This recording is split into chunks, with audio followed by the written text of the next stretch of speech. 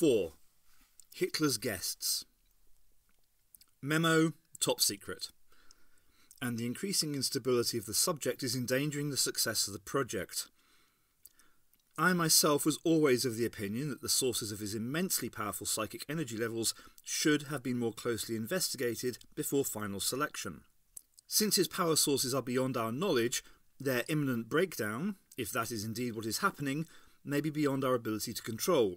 It is vital that the subject's condition is constantly monitored. I further recommend that arrangements be put in train for his removal and replacement if necessary. In my view, the most suitable candidate for an alternative subject. Martin Bormann was having a busy morning. There was always a great deal to be done at the end of a Nuremberg rally. The party officials had to be ferried back to Berlin, the VIPs amongst them on a special Führer train. Bookings to be made, bills to be paid, limousines to be ordered, local party officials to be thanked. This year there had been extra problems. A team of workmen to repair and redecorate the Führer's suite at top speed and in total secrecy. And 2 entirely unexpected guests as well, the mysterious Herr Doctor and his niece, if that was what she was. Accommodation on the Führer's train, a suite in first-class Berlin hotel. Not that Bormann begrudged the effort, not at all. He prided himself on his ability to cope with emergencies, and difficulties melted away at the mention of the Führer's name. If the Herr Doctor could be of help to the Führer, no effort was too great. As the Führer's train pulled out of Nuremberg station, Martin Bormann was tucked into a cubbyhole office in the guard's van, clipboard in hand, checking and rechecking that nothing had been forgotten. His mind went back to the 2 unexpected visitors. They'd need passes as well, and expense money. He made a note on his clipboard. The Doctor and Ace, meanwhile, sat in comfortable armchairs in a private sitting room, watching the countryside flash by, with deferential SS waiters to bring anything they needed. "Does himself well, doesn't he, your mate Adolf?" said Ace. "This is nothing.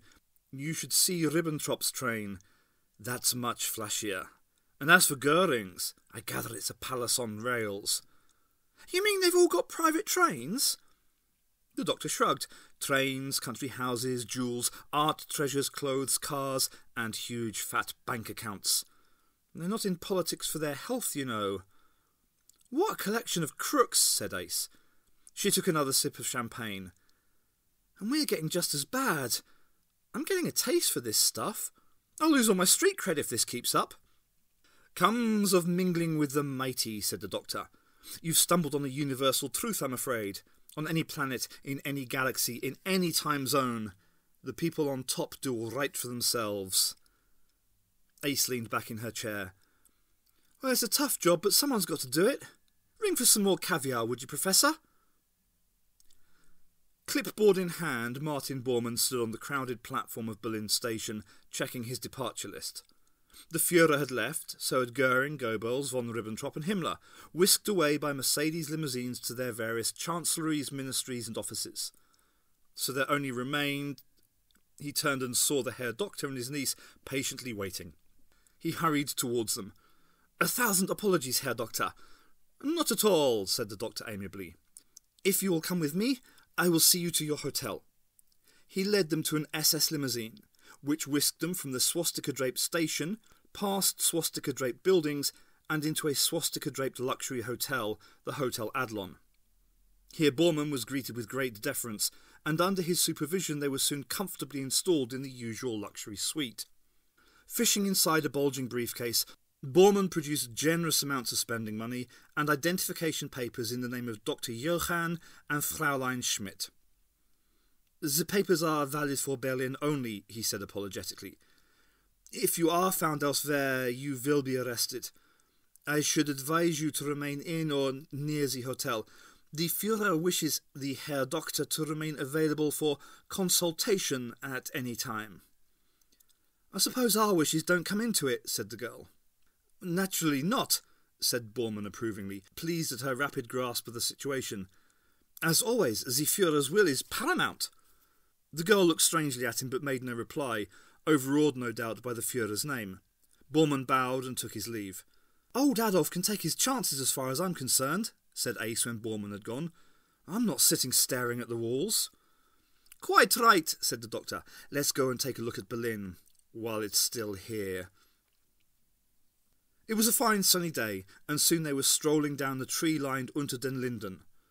Ace looked round the pleasant summer scene. Young couples were strolling under the trees, off-duty soldiers wandered round enjoying the sunshine and looking for pretty girls. If one ignored the ever-present swastikas and SS stormtroopers, it was a happy, normal scene. What did you mean, Professor, back in the hotel, when you said we should see Berlin while it was still here? The doctor stopped by a kiosk and bought a selection of newspapers. He read out the headlines. Warsaw threatens bombardment. Unbelievable agitation of Polish war madness. Poland against peace in Europe. He showed the papers to Ace, who flicked rapidly through them. According to this lot, is Poland picking the fight? The doctor sighed. These are Nazi papers, Ace. The only kind there are here now. All this is actually the opposite of the truth. Hitler's determined to invade Poland. Very soon there'll be war. In 6 years this city will be a heap of rubble. Ace looked at him in horror. You've got all this influence with Adolf. Can't you stop it? Suddenly the doctor grabbed Ace's arm and pulled her into a shop doorway. Hey, what's happening? She protested. The doctor pointed. A squad of SS men was marching down the street, carrying the usual massive swastika banner. So there's a parade, so what? Better stay here, Ace. I just don't see you saluting the flag. Ace realised that as the swastika banner passed by, everyone in the street came to attention. All the men saluted and took off their hats. All except one. A burly workman was standing at the curb. As the banner went by, he stood there, hands in pockets, cigarette in mouth, cap on head, ignoring the parade. But the parade didn't ignore him. At a shout from the sergeant in charge, it crashed to a halt. Half a dozen men broke ranks and swarmed over the workman, beating him to the ground in a hail of fists, kicking his body as it lay curled up in the gutter. The squad reformed and marched on. No one said anything, no one protested, no one even seemed to see. After a bit, the workman got painfully to his feet, spat out what looked like a tooth, wiped the blood from his face with the back of his hand, and stumbled away. Did you see that, Doctor? Said Ace. A real thumping just because he didn't salute their rotten flag. He was lucky, said the doctor. Lucky? They could have kicked him to death or shot him down in the street, and no one would have said a word. Oh, come on, protested Ace. There must be some law and order, even in Nazi Germany. Nazi Germany is a criminal state. What's right, what's legal is whatever the party wants to do, and that means whatever Hitler wants to do. Ace was silent, still trying to take it in. You said something earlier about my stopping the war, said the doctor grimly. It's the war that will destroy this evil regime. My first problem is to make sure the war happens. The second is to make sure they don't win. He sighed. Let's try and forget about them for a bit. We'll go and sit in the park. But even in the park there was no escape. They were sitting on a bench in the Tiergarten when Ace saw a shabby printed notice on the back. She read it out loud. No Jews! Ace looked at the doctor in horror. They're not allowed to sit on park benches. They're not allowed to do a lot of other things, said the doctor. Run businesses, practice the professions, have their own money or property. Most of the real persecution is over by now. The beatings up, the smashed shop windows, the burning synagogues. You mean they stopped doing it? Well, yes, I suppose you might say that, but only because there's no one left to do it to. Most of those that didn't leave the country are dead or in prison camps by now. That notice is out of date. As they walked through the park, the doctor went on. It's not just the Jews, you know, though they got the worst of it. Gypsies, homosexuals, trade unionists, intellectuals. Anyone a bit different, anyone they don't like the look of. What happened to them all? Dead, a lot of them, or in concentration camps. But the war hasn't even begun yet.